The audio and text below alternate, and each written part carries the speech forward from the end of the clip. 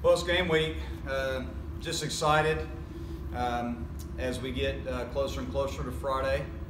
Just looking forward to getting back with the guys. Had a good day off yesterday after a really good weekend. 3 inter squads. Had great weather last weekend and battling the elements a little bit today. Going to be inside today, but try to get a good quality practice in today, and hopefully the weather cooperate with us Wednesday and Thursday, and we'll do everything we can to get our team ready for Friday for opening day. But very excited. Guys are feeling good. Health-wise, we're in a pretty good spot, and guys are focused and ready to go, and I think they're tired of playing each other, so it's time to play somebody else. We heard Brooks on Friday. How does the rest of the weekend shake out? We're going to go with Brooks Crawford, game 1. We'll go with Davis Sharp in game 2, and we will go with Justin Robleski in game 3. So that will be our 3 starters for the first weekend.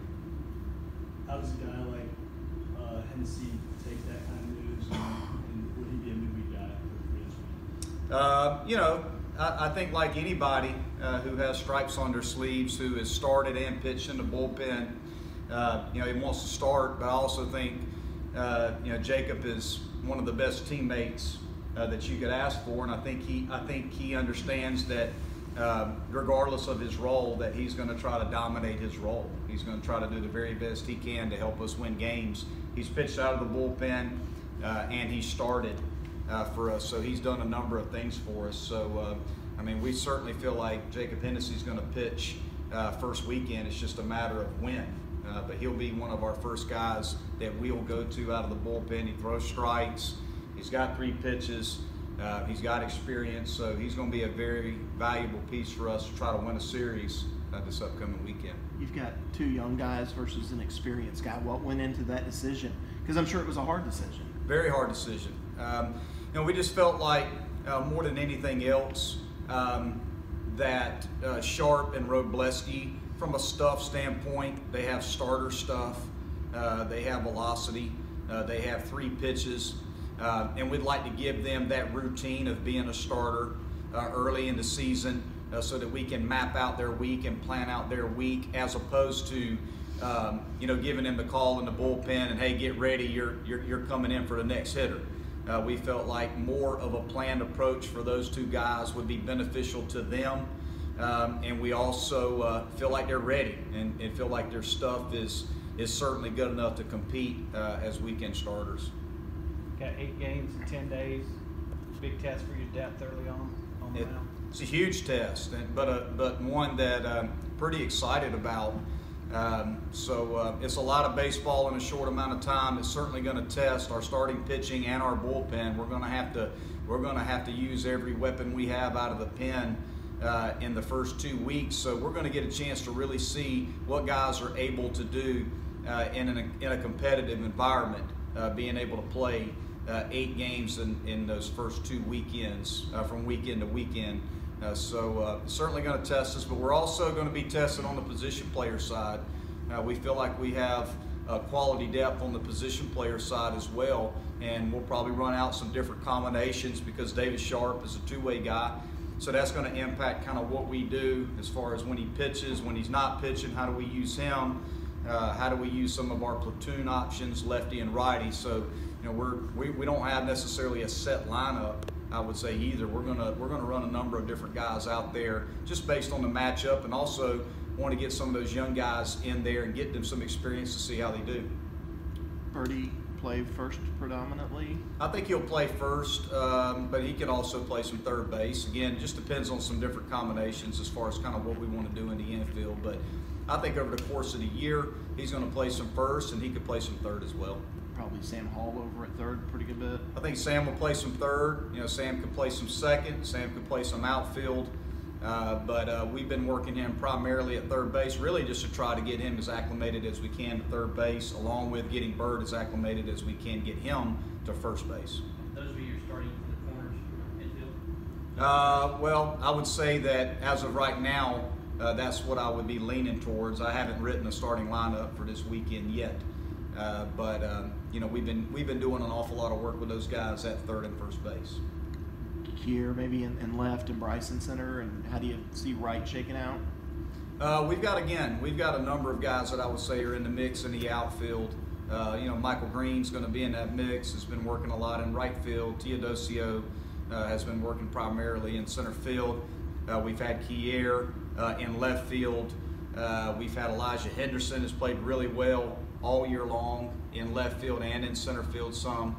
Another guy that has really swung the bat very, very well, is also a plus defender, could play really all three, but is a very good defender in left or in right, is Bo Machkowski. He's played really well too. Left-handed bat, very athletic, good defender. So all those guys are going to be in the mix for opening weekend.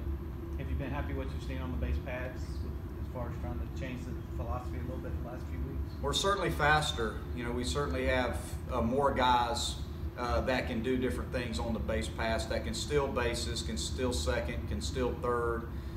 We should be able to bunt for hits with a number of different guys. So yes, absolutely. I feel like this is the best base running club that we've had in my 4 years. But we got to do it against somebody else too. So, but we do have the ability from an athleticism standpoint of being able to run a little bit more.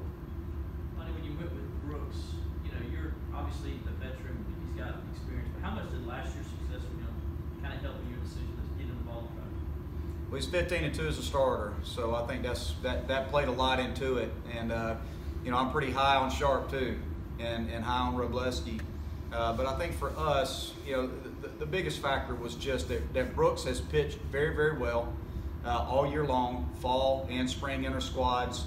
I think he's a more complete starter right now than he has been in previous years.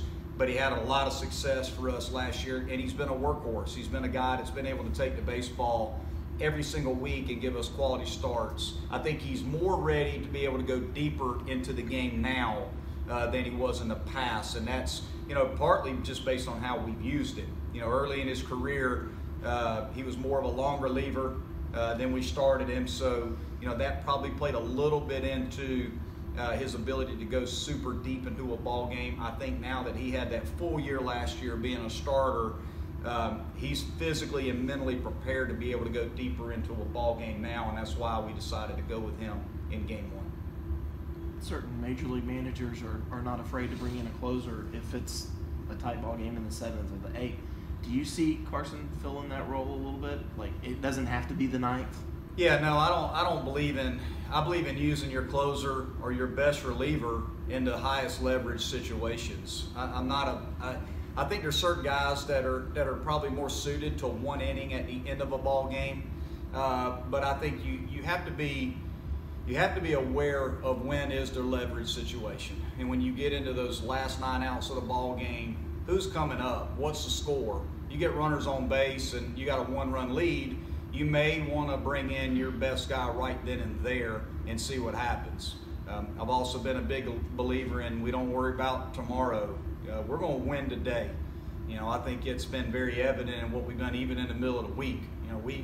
We try to win every single game, and we put a huge emphasis on doing everything we can regardless of the opponent to win that game. So we'll use Carson Spires in every competitive moment that we need to use him if he's available. Whether that's on a Tuesday night, a Friday night, a Sunday, if he's available and feels good and he's ready to go, you could see him in the 7th, the 8th, the 9th. We'd love to be able to keep him as a 9th inning guy, because that means that the guys that are pitching before him are doing a great job, that we have options of right-handed and left-handed bullpen guys to bridge the gap to him. But if we feel like, he's the best guy that we've got on this staff when it comes to getting outs with inherited runners. He was the best reliever on our staff last year with inherited runners. So a big key in being a reliever is what can you do when you come into the game with runners on base. We always talk about trying to bring guys in on a clean inning, but a true reliever can pitch with runners on base, and a pure hitter can hit with runners on base. So Carson can do that. So we're going to use him in high leverage situations. He just seems so laid back. Is that part of what makes him successful, is that he just kind of has that chill factor? He does. He is a very laid back individual, but I also think he is about as competitive a young man as we have in this program. On that pitching staff, this is a guy, he felt like from day one that he belonged. Even in his freshman year, where he only pitched a handful of innings, we were considering redshirting him, you know, as a freshman, because he transitioned from being a two-way player to a pitcher in that first year. And you know, he never lost confidence in his ability of being able to compete at this level. And you can even see it late in his freshman year when we did pitch him, and then last year how good he was for us. So you know, he's a laid-back guy, but when you give him to baseball, you know, he thinks he can beat the Red Sox. So he's very confident. Coach, how well do you feel that your new guys are transitioning into the first collegiate baseball season and getting ready for South Alabama? And not only that, but their first ACC season. Yeah, I think if you asked our guys throughout the whole fall and preseason, from a preparation standpoint, I don't know if we could have challenged them any more. Just with the way that we train our players, as hard as we work, I'm not sure if they could have done more. So they ought to feel really good going into our first weekend of playing somebody else that, from a preparation standpoint, we've challenged them about as hard as we can. And whether that's opening weekend, a midweek game, ACC, we get 56 opportunities to play. We don't put a whole lot more emphasis on one than the other. So, you know, for me, you know, I just care about Friday. You know, we're going to worry about game one when we get there, and I think whatever lineup we roll out there, whatever relievers we bring in, they'll be ready. Anything else?